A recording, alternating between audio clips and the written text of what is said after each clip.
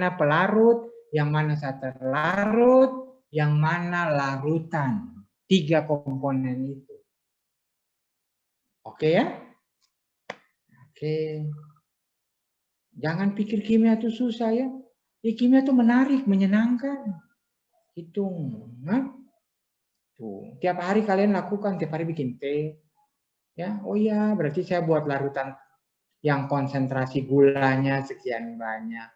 Cuma nggak pernah hitung sih. 1 sendok itu berapa konsentrasi gulanya. Atau ada berapa butir gulanya di situ. Ya tuh orang gila itu menghitung 1 sendok itu ada berapa butir gula di dalamnya. Ya. Kalau kalian disuruh menghitung berapa butir gula di dalam 1 sendok teh, apa yang kamu lakukan? Siapa yang bisa? Hitunglah berapa butir gula yang ada di dalam 1 sendok. Sama siapa kamu minta bantuan? Untuk menghitungnya. Marhas. Sama siapa kamu minta bantuan? Itu nggak perlu hitung-hitungan. Kepada siapa kamu minta bantuan kalau kamu mau menghitung 1 butir gula? Butiran gula di dalam 1 sendok. Luh 5? Ya Pak. Minta bantuan siapa? Tidak ada yang bisa bantu Pak. Ah, masa. Cuma Tuhan Pak. Upian? Sama bilangan Avogadro, Pak. Ini butir loh, bukan jumlah partikel.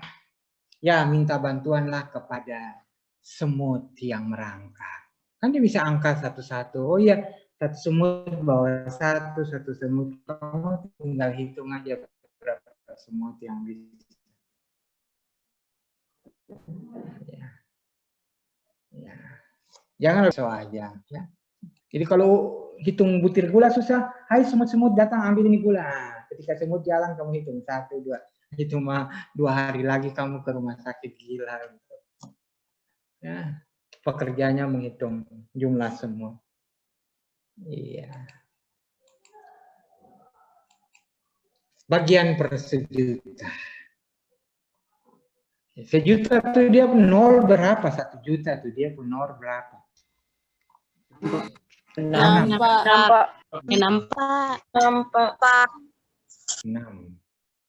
Jadi bagian per sejuta itu berat zat terlarut per berat larutan dikali 10 pangkat 6. Atau miligram zat terlarut dalam 1 liter larutan. Ya. Jadi kalau misalnya bagian per sejuta dalam bahasa Indonesianya tuh ditulis BPJ. Ya. Bukan Badan Penjaminan Kesehatan itu bukan ya. Terus tapi dalam bahasa Inggris itu kita kenal dengan nama ppm, part per million. Jadi kalau misalnya 1 ppm NaOH, bacanya gimana itu? Dalam setiap 1 liter larutan terdapat 1 miligram NaOH. Begitu aja ya. Jadi kalau saya bilang misalnya cemarannya itu mengandung larutan Pb misalnya 10 ppm. Oh, berarti dalam setiap 1 liter larutan terdapat Pb2 plus itu sebanyak 10 miligram. Oke? Jadi ppm itu bisa miligram per liter. Itu ppm. Di bawah miligram apa? Mikrogram. Bisa mikrogram per, di bawah ini apa? Mililiter. Ini juga ppm. Jadi miligram per ppm. Oke? Oke, kalau di bawah mikrogram apa? Nanogram kan? Nano. Iya, nanogram per di bawah mililiter apa? Di bawah mili apa? Mikro atau? Di bawah milimikro.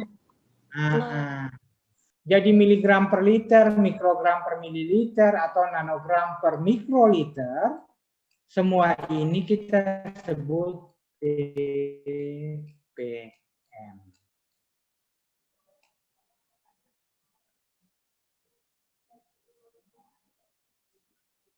Oke?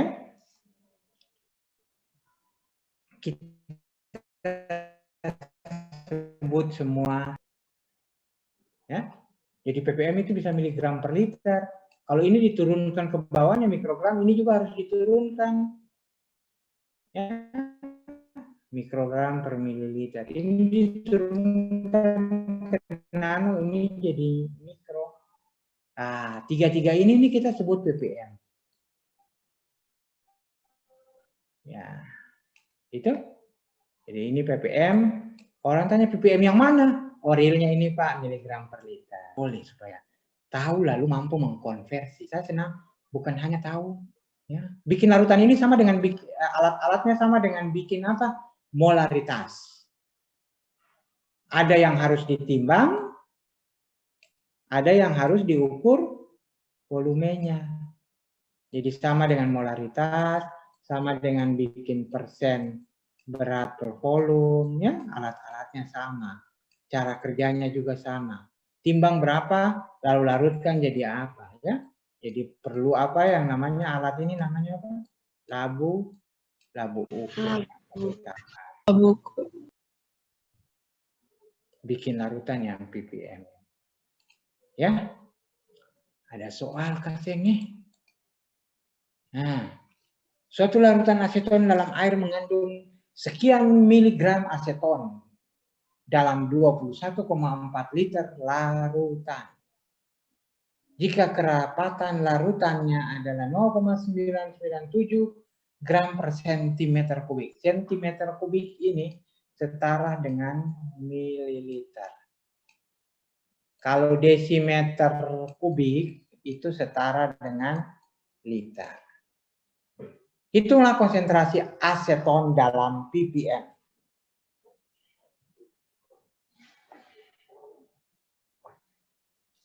Ya, gampang aja kan ya? Kalau yang sudah punya buku mah tahu.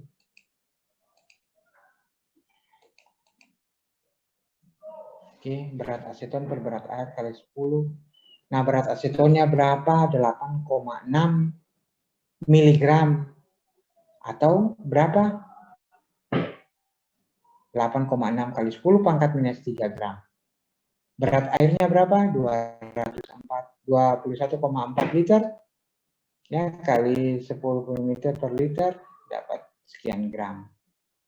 Berarti berat asetonnya 8, sekian gram per berat air kali 10 pangkat 6 0,402.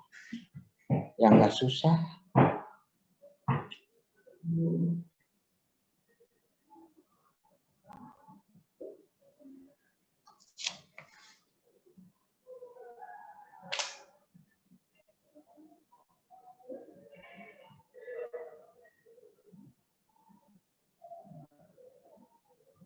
Aseton. Aseton tuh rumus kimianya gini. Keton ya.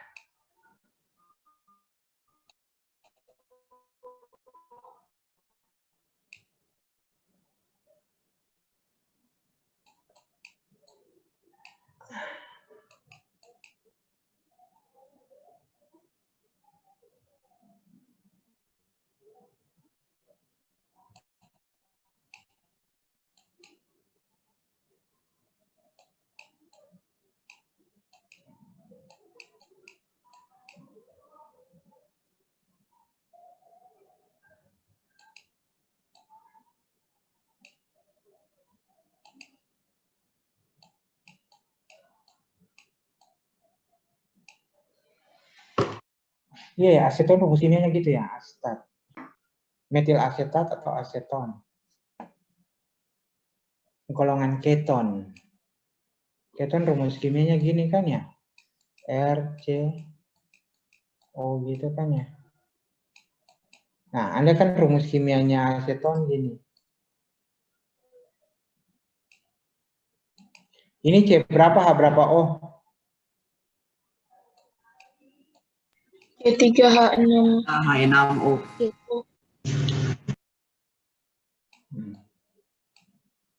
Hitung berapa konsentrasi aseton yang dibuat ini dalam molar.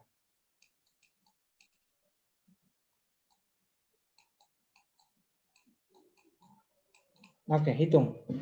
Yang barusan dibuat itu dalam molar.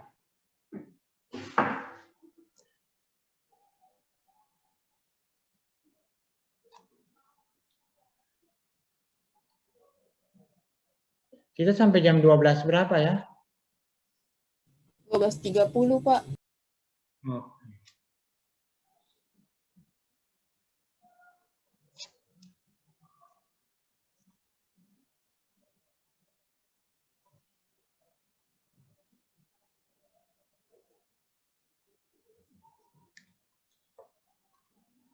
Berapa molar ini yang dibuat?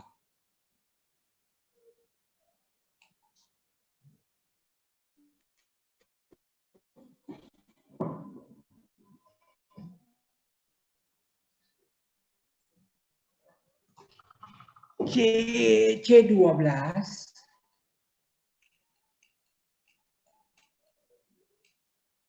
H1 O16 24 tambah 3 27 27 tambah 16 3 43 molnya 8,43 itu dapat molnya toh? Iya, Pak. Molar itu apa? Mol per liter toh, jadi mesti dari mol aseton dulu toh. Mol dapat dari apa? Pak. Gram per BM. Iya. Ini Gram per ml, Pak. iya, gram per ml. MR-nya 43 kan? Iya, Pak. Iya, Pak. Ya, Pak. Nah, Oke, dapat molnya berapa ya? 0, berapa ya? Dapat 2 dikali 10 pangkat min 4, Pak. 2 kali 10. 10.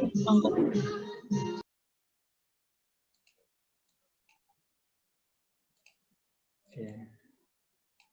Udah dibagi dengan 21,4 liter. Dapat berapa?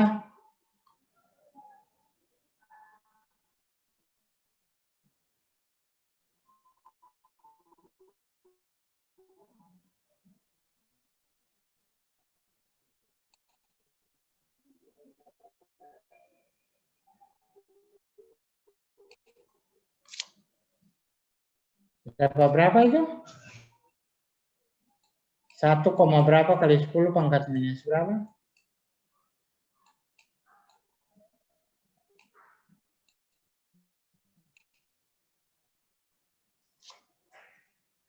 Dua bagi 21.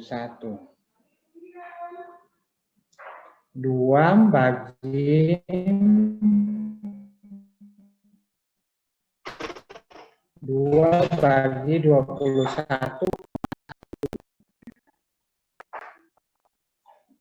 9,24 Pak.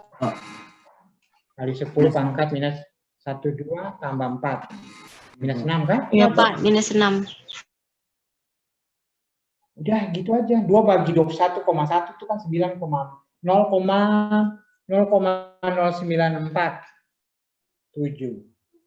Jadi kalau angka desimalnya di angka 9 berarti 1, 2. 2 tambah 4 jadi minus 6. 9,47 kali 10 pangkat minus 6 molar. Ya, atau berapa? 0,402 ppm. Ya, 0,402 420,402.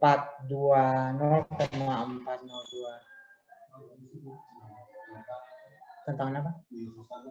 Di lantai 3 ini jurusan kimia bukan ya.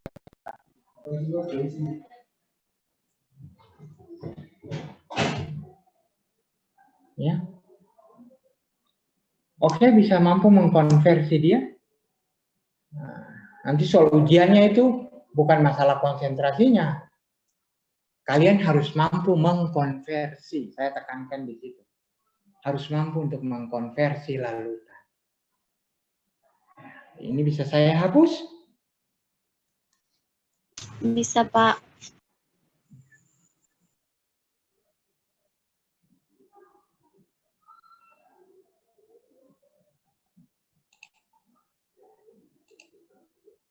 Nah, materi terakhir.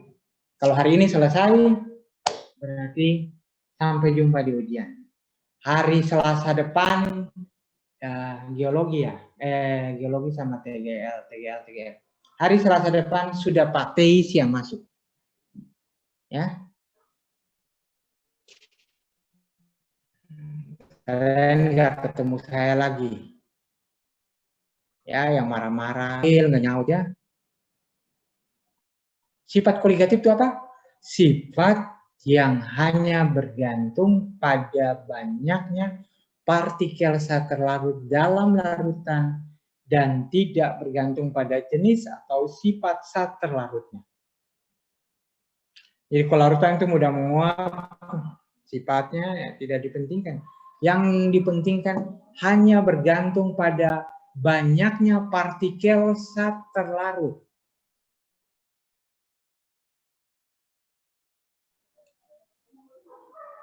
Nah, banyaknya partikel zat Konsentrasi. Konsentrasi, Pak. Sifat koligatif itu adalah sifat larutan yang hanya dipengaruhi oleh konsentrasinya. Itu. Ada 4. Tekanan uap, kenaikan titik didih, penurunan titik beku, dan tekanan osmosis. Hipotesisnya sederhana saja sih.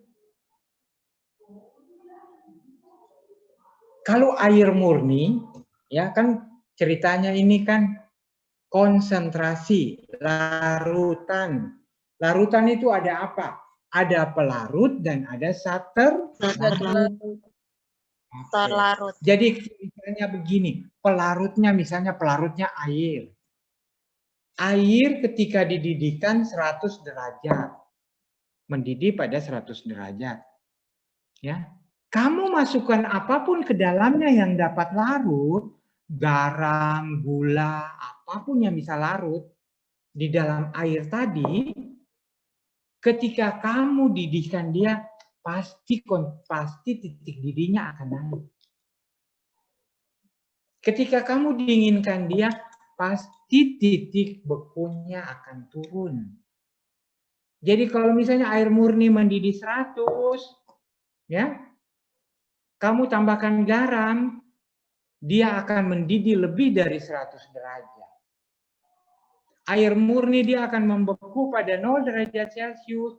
Ketika kamu masukin apapun yang dapat larut, titik bekunya akan lebih kecil dari 0 derajat Celcius.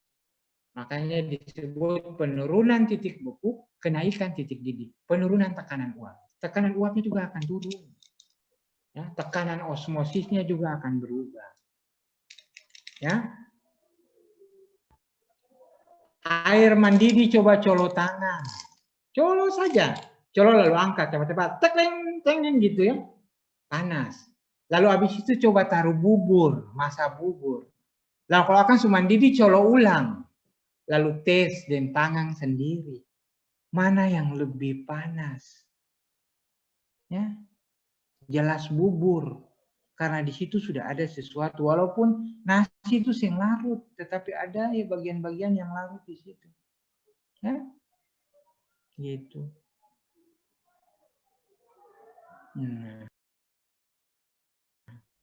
Pernah itu lihat tukang es krim, es cendol itu mereka jualan.